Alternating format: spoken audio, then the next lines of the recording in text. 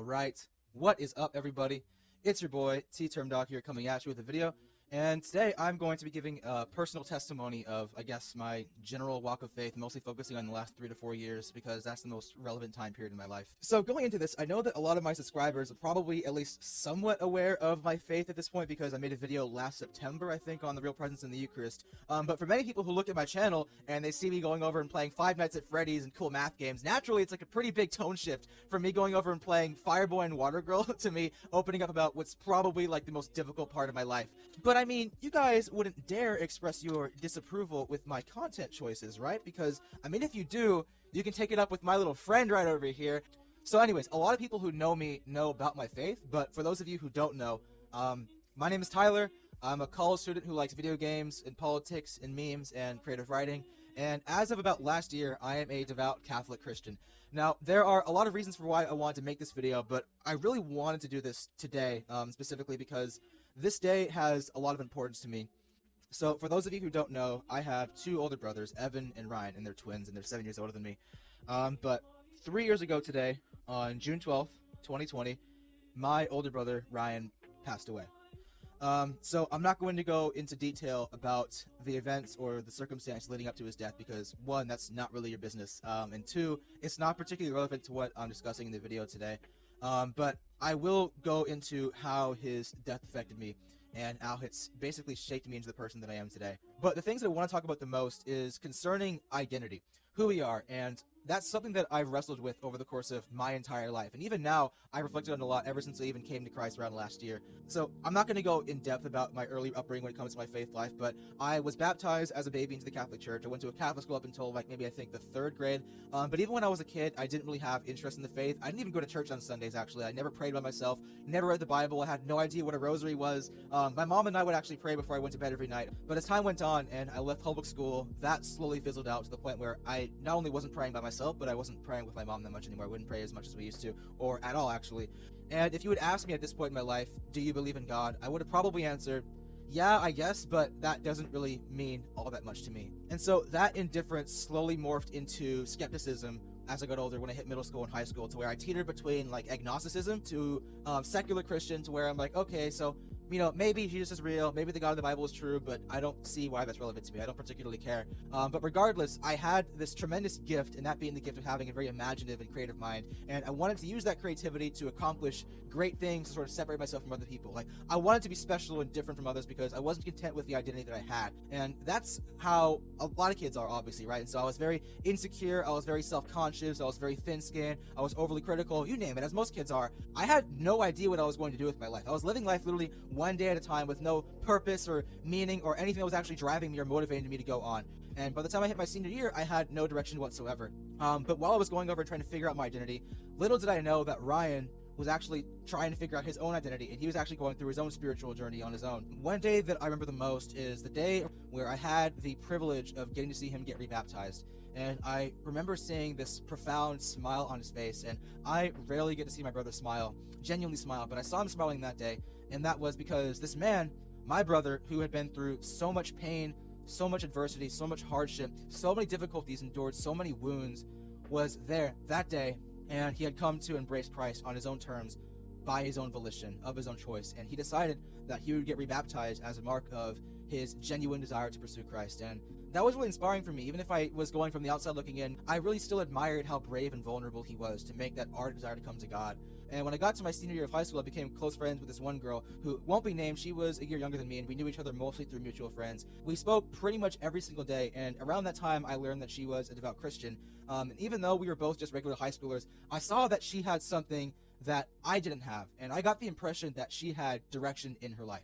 She's actually one of my closest friends, and she was recently baptized and brought into the church through Chrismation last year at the Easter Vigil. But unfortunately, her mother passed away a few years prior to us beginning to talk to each other. And of course, it was very, very difficult for her, and it continued to be very difficult, but seeing how much she had grown and the drive and positivity that she had was, again, deeply inspiring for me, and I still had no interest in really dedicating myself to God. And it was very much like my brother, where I was like, you know, I'm happy for you, it's just not for me, so keep that over there, and I'll stick over here, and I'll do my own thing. But in the back of my head, I was going over thinking to myself, okay, so if this had such a profound impact on her and my brother, in spite of everything they had both gone through, maybe there is something to it after all. And so that thought was popping in my head every now and then for about 5 or 6 months, and I was still directionless, had no idea what to do with my life, which is made even worse by the fact that the pandemic started in March of 2020. And during the pandemic, I slowly began to inquire more into Christianity from still like this outside looking in perspective. A few months later, after the pandemic started, on June 12, 2020, at around 6 o'clock in the morning, I wake up out of bed for no particular reason, but I couldn't help but feel as though something was wrong, something was out of place. And I pick up my phone, and I get a text message from Evan in all caps saying that Ryan is not breathing. And my heart sank into the pit of my stomach. It was like a giant cinder block had just been pressed into my chest. I don't experience panic attacks, but if I had ever experienced a panic attack, it would have been right then. And about an hour later, at 7:32 a.m., I get a call, and I find out that Ryan's in the ER, and they were preparing to pull the plug. And I was on the phone with my family when that happened. We prayed in Our Father together for the first time, and I don't even know how many years, and they hung up the phone. That day was unequivocally the worst day of my life. I went to the hospital a few hours later, and I went to go see his body, and that was even harder. When I was in that situation, maybe you can relate to this, but the last thing you want to do when you're in that situation is go over and talk to somebody. I knew that I didn't want to reach out to any of these people because I knew that they had no idea what I was going through and what this was like, except for one person. You probably know who I'm referring to. So I reached out to her a few hours after hearing the news. She was the first person outside of my own family that I told about this. She made the time to talk to me and listen to me and give me advice. She read the Bible to me, she prayed with me, and she was right there alongside me and helped me get through the worst of my grief.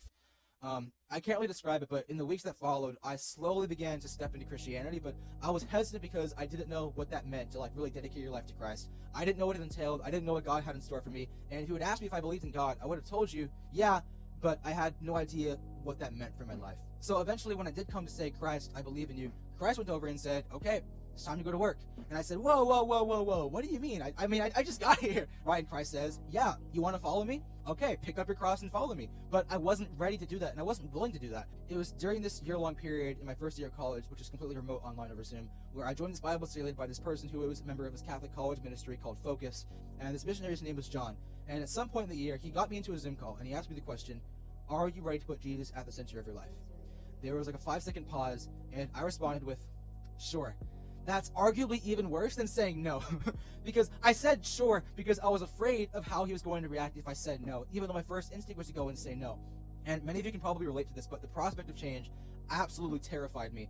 I was still terrified of going and changing my life because I had grown acclimated to the life that I was living at the time.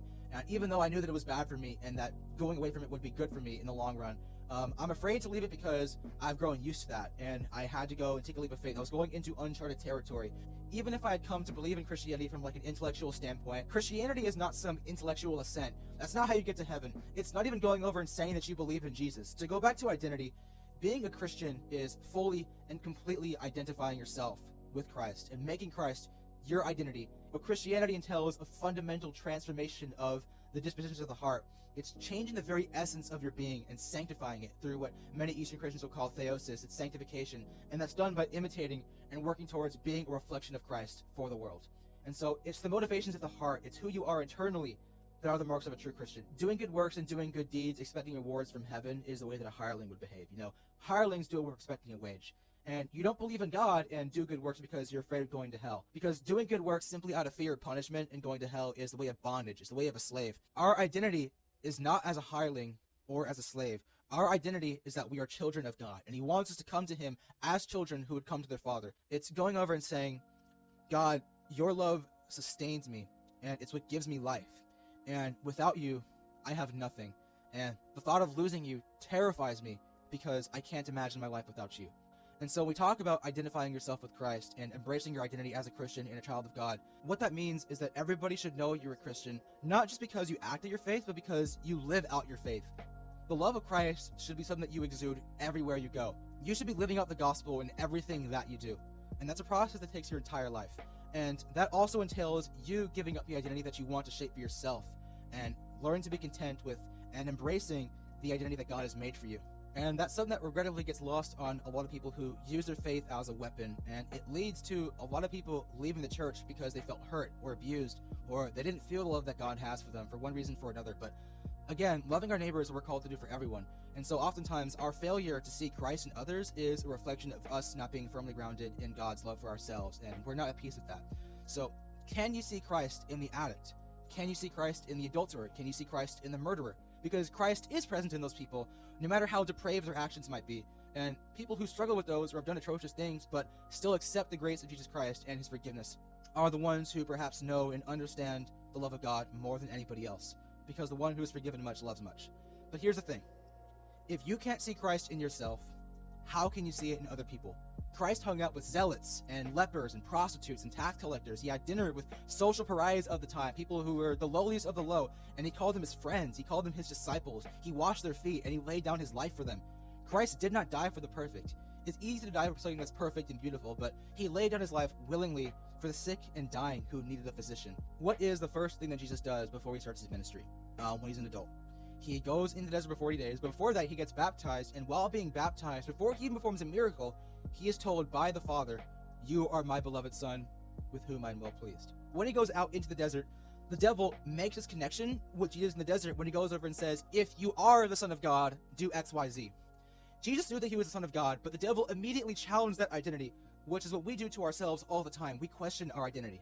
So there are a lot of people who go through trauma, debilitating trauma, whether it's horrific things that have happened to them or been done to them, or hurt that they've imposed on other people, or anything of the sort. It's very easy to fall into despair about that. And believe me, I know, because I did it myself.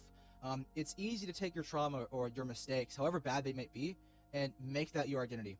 But as somebody who's been in that situation, while your past might be ridden with wounds and pain and hurt and guilt, your future can be filled with hope, because God is the one who takes good even out of the worst of circumstances. He takes things that are broken and makes them whole. He takes things that are dead and he brings them back to life, and he fixes them. So if you ever feel broken, know that not only are you not wrong in feeling that way, but know that you're also not alone in your brokenness, because Christ is right there with you and suffering beside you. Because just as David says in Psalm 34, "The Lord is close to the brokenhearted and saves those who are crushed in spirit." And so God, knowing our infirmity and knowing our brokenness, became incarnate and became sin, embraced the brokenness of our humanity for our sakes.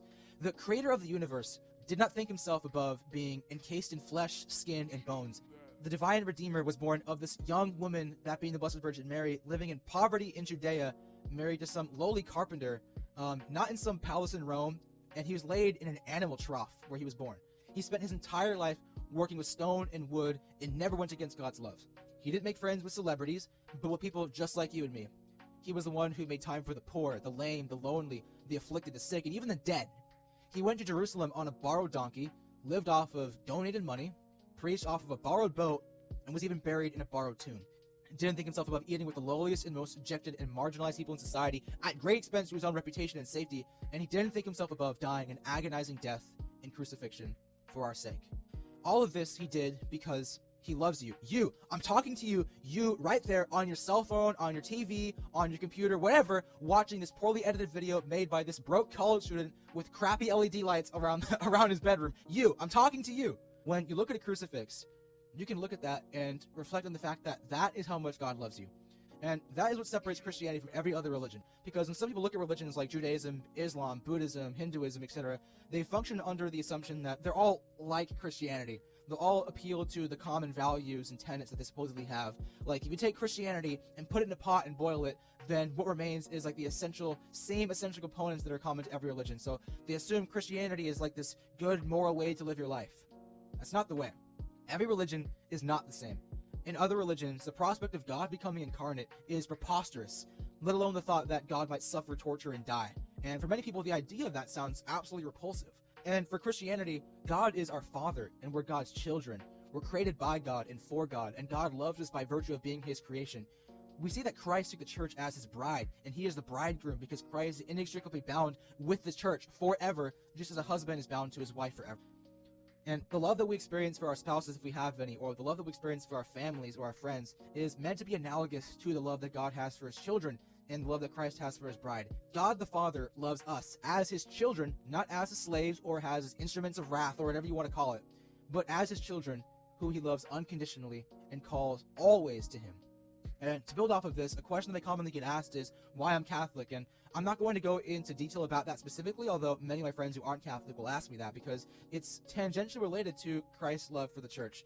We should remember that the church that Christ established was not some wishy-washy, whimsy, invisible body of discombobulated splinter groups and factions. He meant to establish a historical, visible, tangible, physical church, just as Christ assumed a visible, tangible, physical body.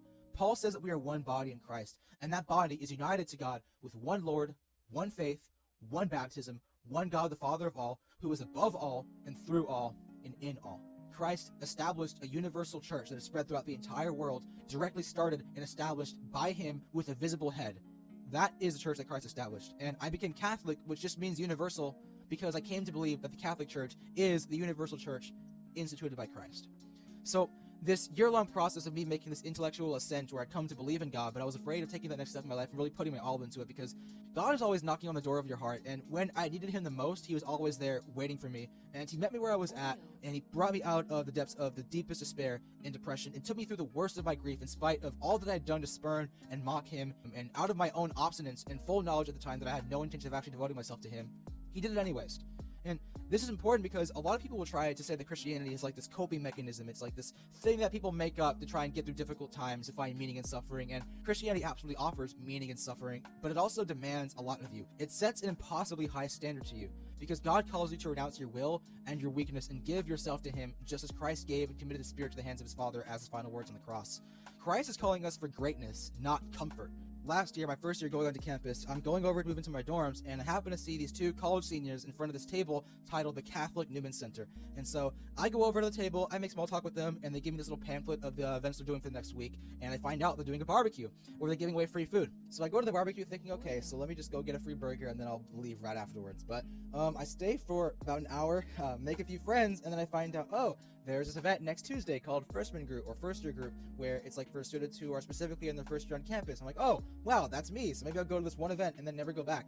So I go to the event, I have a good time, make more friends, come back the next week, and find a Bible study, join the Bible study, and next thing I know, I'm going to Newman events almost every single day of the week. But the real defining moment of my faith life last year was when I went to this undergrad retreat in November. And at first, I didn't even want to go, but the focus missionaries and the peer ministers, and a select few others, you know who you are, were very persistent. And I thought that if I just ignored their tactic messages, they would take the hint and leave me alone.